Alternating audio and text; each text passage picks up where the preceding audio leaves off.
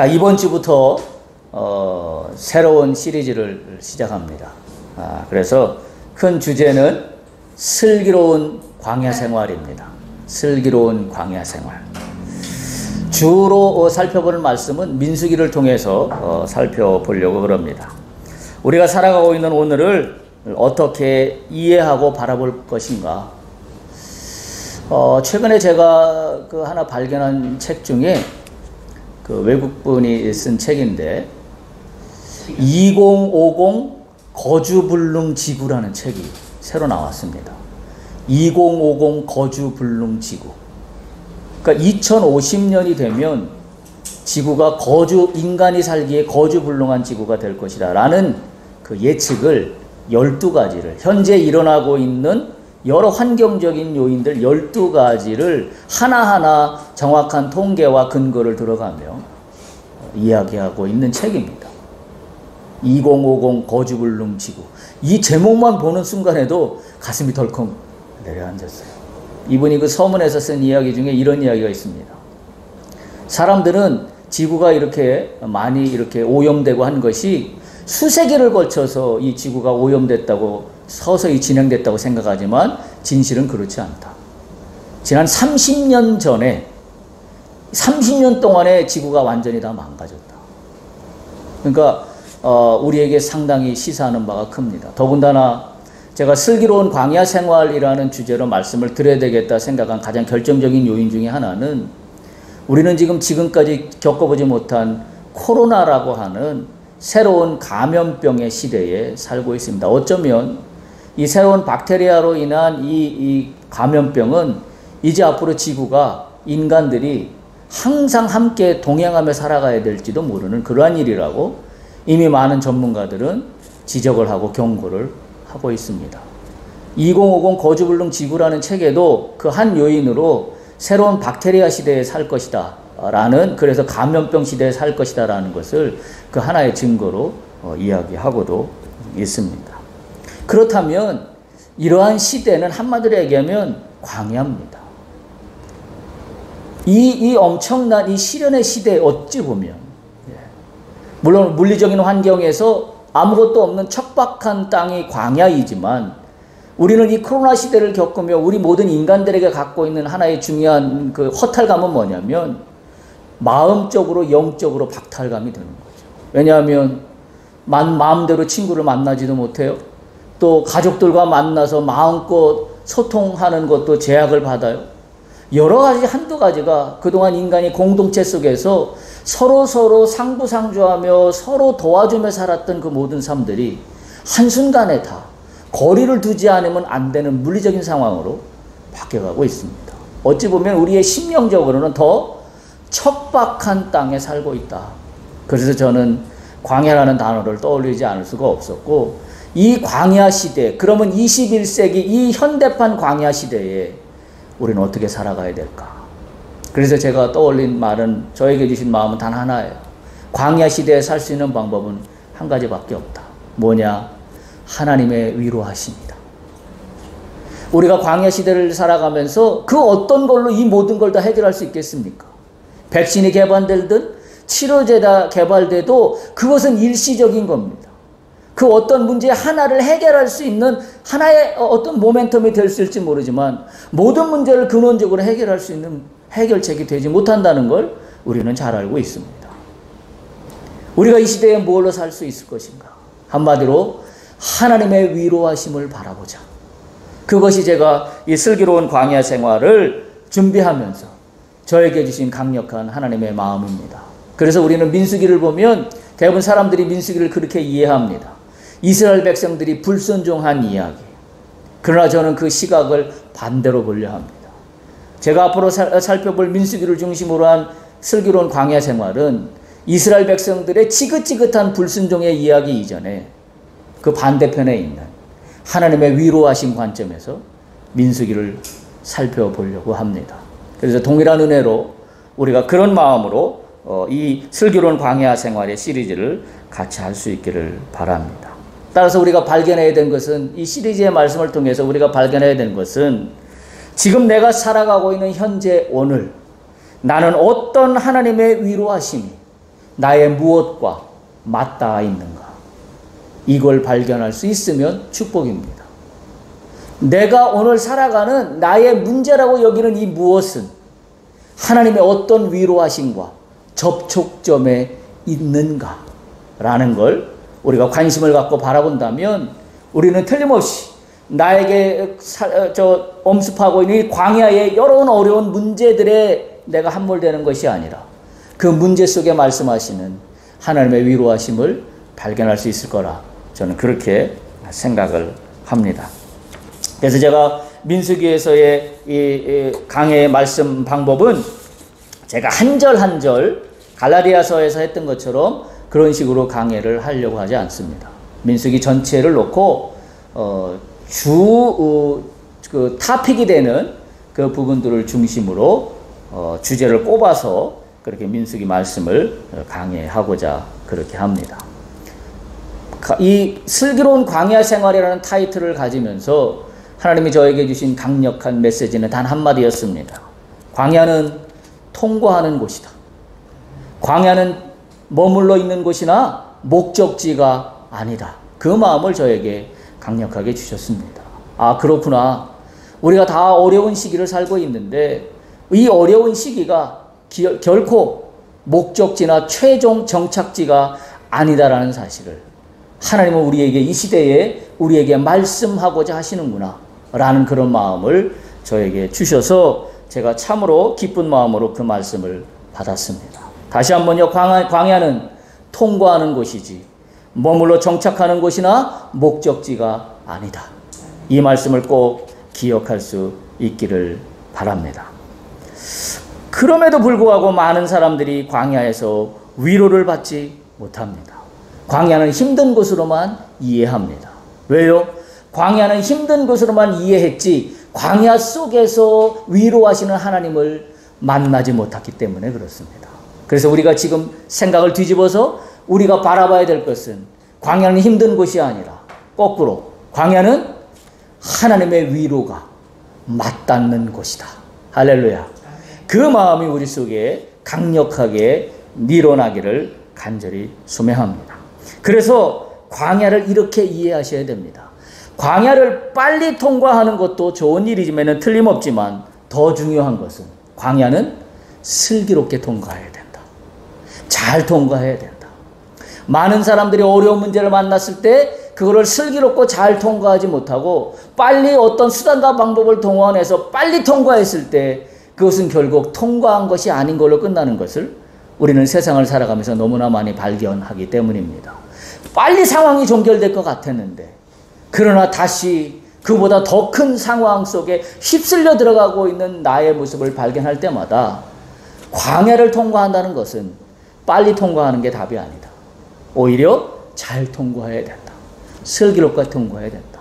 그러면 잘 통과하고 슬기롭게 통과할 수 있는 방법은 뭐냐? 하나님의 위로입니다. 하나님의 위로를 발견하면 그 시기가 앞당겨질 수도 있고 그 시기가 앞당겨지지 않는다 할지라도 기쁜 마음으로 위로하심을 받으며 통과할 수 있기 때문입니다.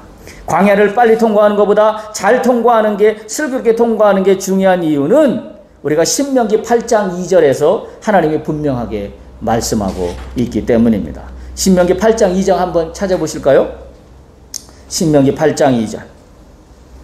이거는 하나님께서 광야 40년을 걸어가게 한 이유가 뭐냐?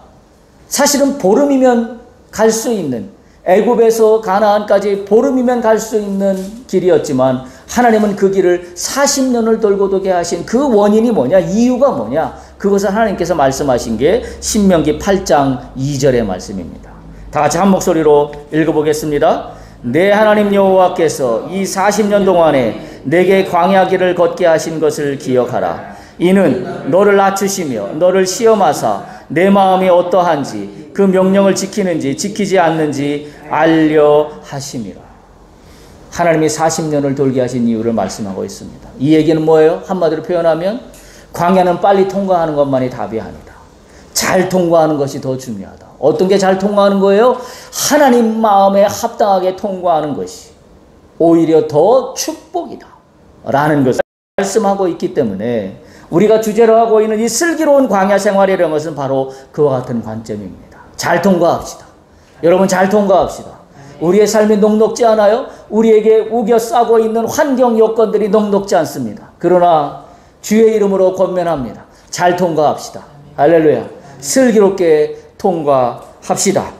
한마디로 우리는 광야 시대에 살고 있기 때문에 그렇습니다. 이 광야 시대는 따라서 우리가 광야 시대를 바라보는 것은 어떤 마음으로 바라봐야 되냐면 오늘 우리가 읽었던 본문의 말씀 시편 39절, 12절, 13절에 있는 것처럼 우리는 누구라고 표현하고 있냐면 나그네라고 표현하고 있습니다. 나그네는 현재 있는 곳이 정착지가 아니에요. 나그네는 계속 목적지를 향하여 가고 있는 중간 상태에 있는 이야기를 나그네라고 이야기합니다. 따라서 오늘 읽은 시편 39편 12절에 보면 이렇게 기록하고 있습니다. 여호와여 나의 기도를 들으시며 나의 부르짖음에 귀를 기울이소서. 할렐루야. 이게 하나님의 위로하심이에요. 우리가 무슨 수로 이 광야를 통과하겠습니까? 하나님이여 나의 기도를 들어주옵소서. 하나님이여 나의 부르짖음을 들어주시옵소서. 이게 광야를 잘 통과하는 지름길입니다. 비밀입니다. 내 부르짖음에 귀를 기울이소서.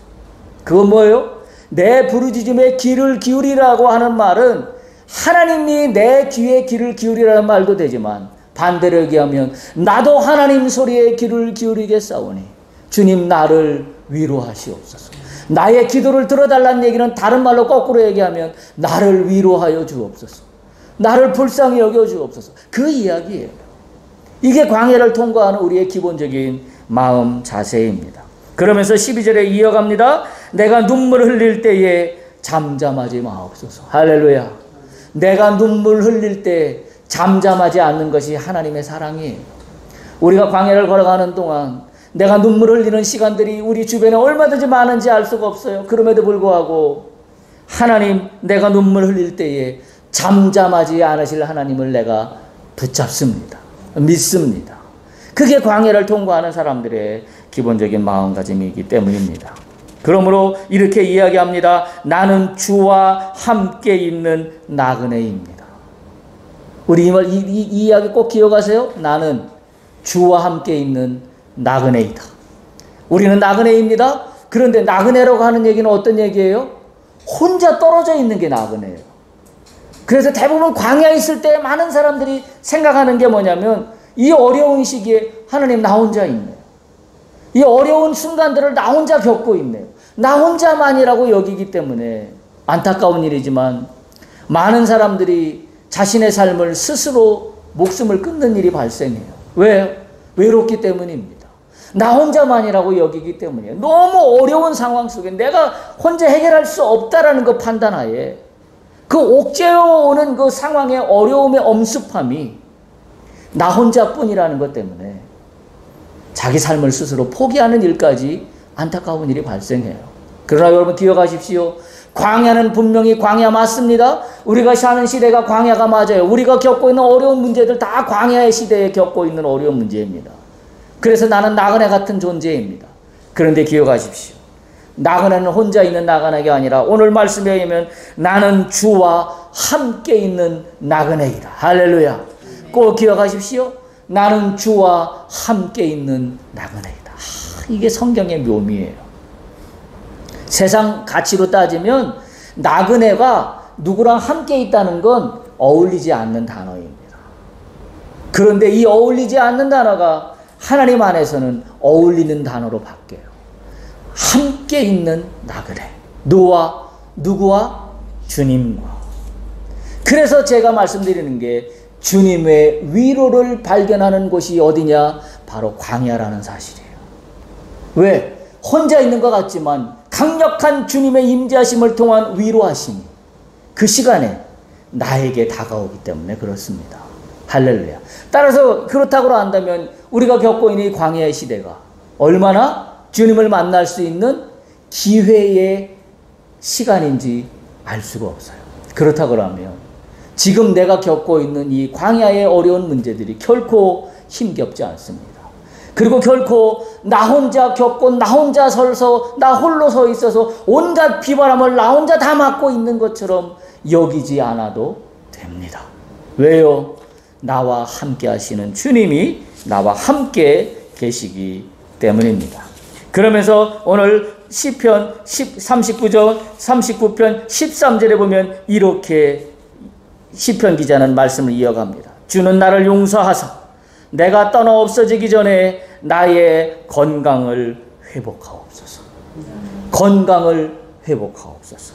이 건강은 어떤 건강이냐면 육체적인 건강뿐만이 아니라 정신적인 건강, 그리고 사회적으로도 바르고 평안한 상태를 이루는 말이 여기서 이야기하고 있는 건강입니다.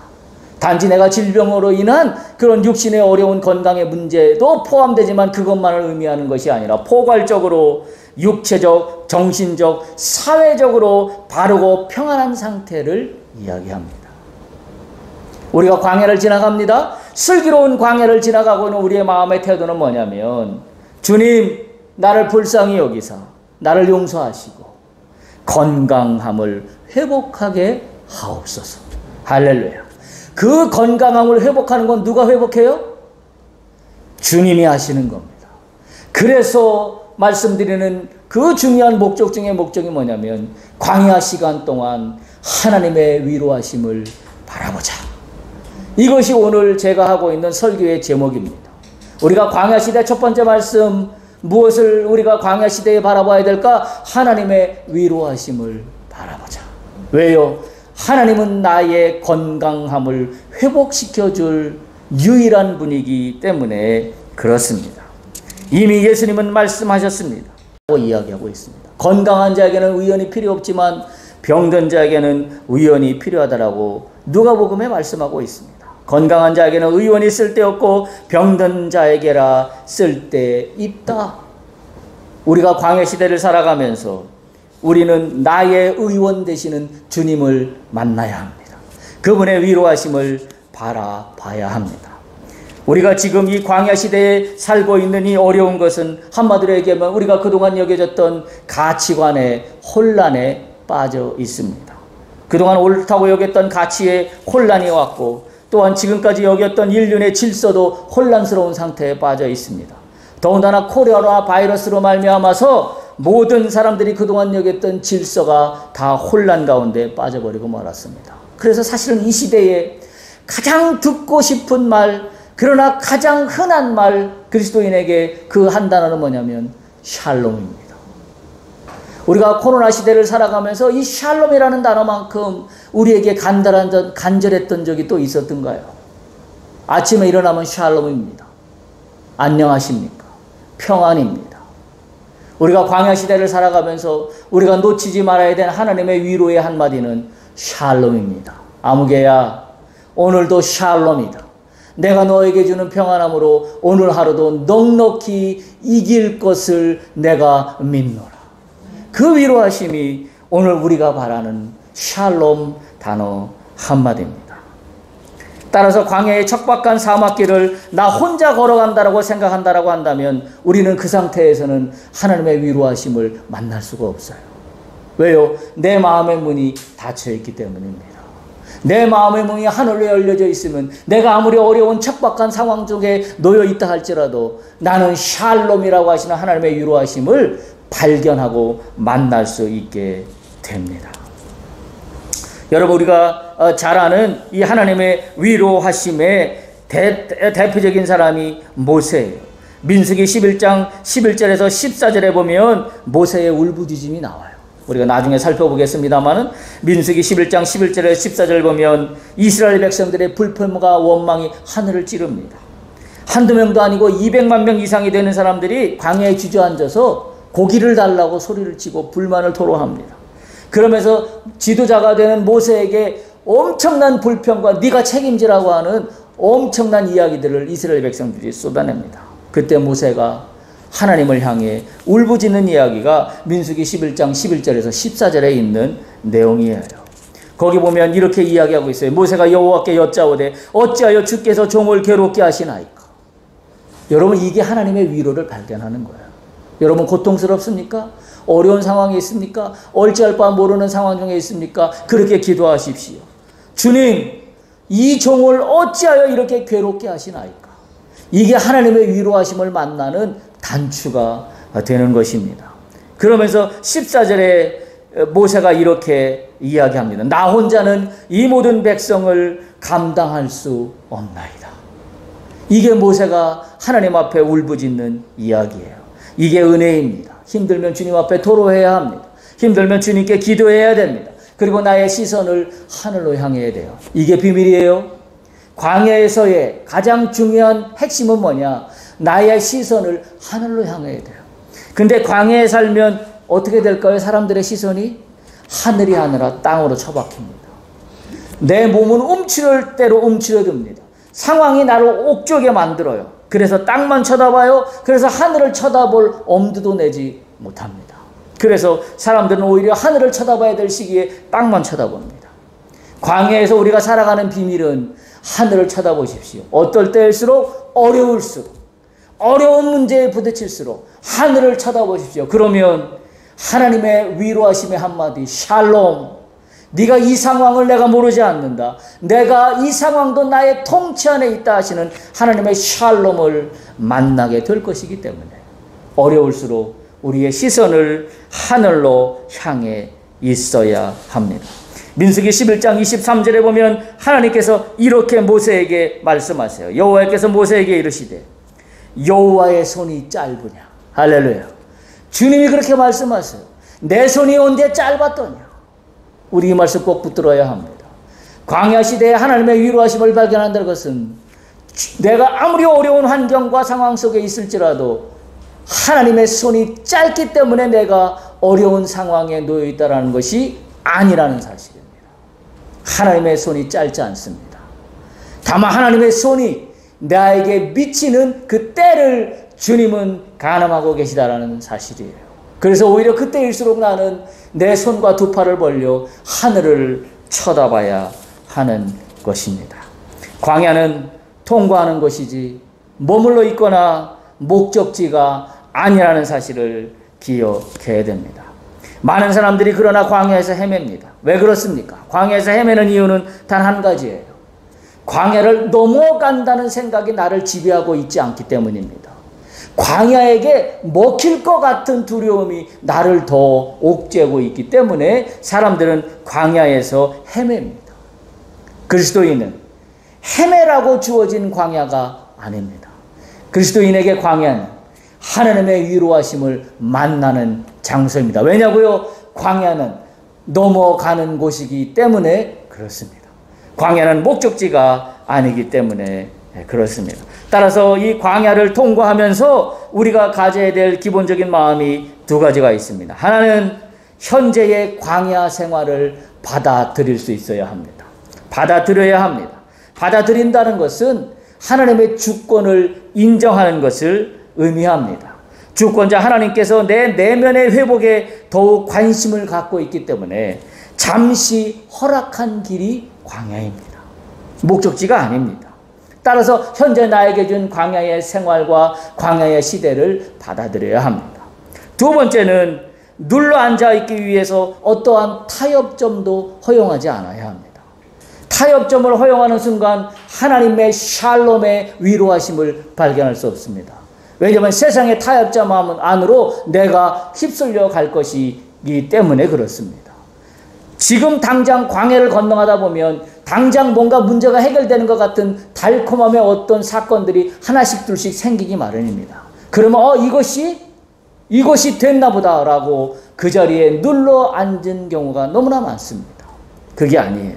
타협하고 허용하지 않아야 됩니다. 다시 말하면 현재의 위장된 환경 상황에 속지 않아야 합니다. 무엇인가 달콤하게 문제가 해결된 것처럼 속이는 속음에 넘어가지 않아야 합니다. 왜요? 속지 않아야 되는 이유는 단 하나예요. 여기가 목적지가 아니기 때문입니다. 목적지가 아니기 때문에 속아서 여기 눌러 앉아 있지 않아야 합니다. 그게 슬기롭게 광야를 건너가고 넘어가는 방법입니다. 따라서 광야는 혼자 통과하는 것이 아니라 하나님과 함께 동행하며 길을 내는 곳이다 라는 사실을 우리가 분명히 기억할 수 있어야 합니다. 그렇다면 광야는 함축적으로 고난만 있는 곳이 아닙니다. 그래서 성경은 역설적으로 광야 가운데 하나님의 위로를 바라보라 하면서 짝지어지고 있는 단어가 하나 있습니다. 그게 뭐냐면 소망이에요. 광야와 소망, 세상에서는 함께 갈 수 없는 어울리지 않는 조합의 단어입니다.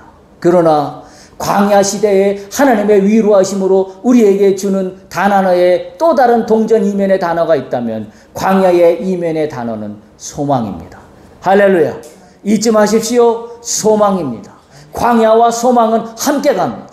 광야와 소망은 같이 가는 겁니다. 그게 하나님의 위로하심이에요. 그 소망을 바라보지 못하기 때문에 머물러 타협할 수 있는 여지를 자꾸 내 속에서 만들어내고 있다는 사실을 기억해야 합니다. 이 소망을 발견하면 하나님은 손을 내밀고 계시다는 사실을 발견할 수 있습니다. 하나님의 손이 짧지 않다라는 사실을 내가 발견할 수 있다라는 사실입니다.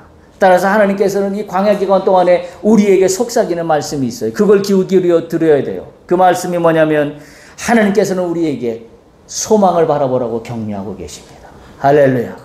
광야 가운데 하나님이 우리에게 주시는 속삭이는 말씀은 소망 가운데 소망을 바라보라고 격려하고 계시는 하나님의 그 손을 우리가 만질 수 있어야 돼요. 바라볼 수 있어야 합니다. 그래서 기억하십시오. 여러분, 광야 생활에 우리 민수기를 통해서 주는 말씀은 뭐예요? 이스라엘 백성이 광야에서 끝났던가요? 아니에요. 결국은 넘어갔습니다. 결국은 넘어가서 가나안으로 갔다라는 사실을 반드시 기억하세요. 그래서 광야는 통과하는 것입니다. 그러면 민수기 우리가 전체 내용을 다 알지만, 우리가 다 이야기를 알지만, 광야를 지나서 가나안으로 간 건 이스라엘 백성이 잘해서 광야에 들어갔습니까? 아니면 뭐 때문에 들어갔습니까? 하나님 인도하신 때문에 들어간 거예요. 기억하세요. 우리가 광야 시대에 살고 있습니다. 내가 뭘 잘하면 광야를 통과할 것이다. 내가 뭘 넘어가면 광야를 통과할 것이다. 그건 두 번째예요. 첫 번째 우리가 기억해야 되는 것은 광야를 통과하는 것은 전적으로 하나님의 주권에 있다. 하나님이 함께 하시는 거에 있다. 할렐루야. 따라서 우리는 광야를 통과할 수 있어요. 하나님이 함께 하시는 한 우리는 광야를 통과할 수 있습니다. 세상은 광야를 만나면 우리에게 항상 내가 처한 환경과 상황에 집중하도록 만듭니다. 그러나 하나님은 하나님의 통과할 때, 하나님의 집중할 때 광야는 넘어갈 수 있는 것임을 하나님은 우리에게 강권적으로 이야기해주고 있습니다. 따라서 우리가 중간 과정에 이 광야 시대를 살아가면서 우리가 타협하지 않아야 되는 것은 돈입니다. 우리가 타협하지 않아야 되는 것은 어떤 권력입니다. 우리가 타협하지 않아야 되는 것은 어떤 명예입니다. 우리가 타협하지 않아야 되는 것은 어떤 지식입니다. 그런 것들이 광야를 슬기롭게 넘어가는 게 아니라 광야를 넘어가는 것은 전적으로 하나님의 손에 달려있다. 이것을 깨닫는 것이 하나님의 위로하심을 발견하는 겁니다. 따라서 오늘 히브리서는 그렇게 이해하고 있습니다. 우리가 읽었던 히브리서 한번 같이 보겠습니다. 아까 우리가 읽었어요. 다시 한번 제가 읽어보겠습니다.